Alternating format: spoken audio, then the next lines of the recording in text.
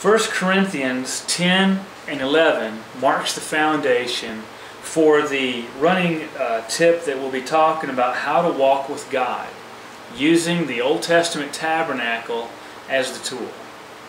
As you walk through from the door of the tabernacle to the outer court and the brazen altar to the laver, to the holy place and the Holy of Holies, every item specifically lets you know what it takes to come into the presence of God, the Shekinah glory.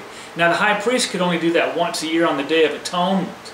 But we can do that, Hebrews tells us, every day. We are the New Testament priests. And Jesus, the high priest, died on the cross, shed his blood, and rose from the dead. And that veil was rent so that we could have access to the Father. And this explains, it puts a face on how to walk with God. It's an exciting study. And if this is your running tip, we're going to have a great time.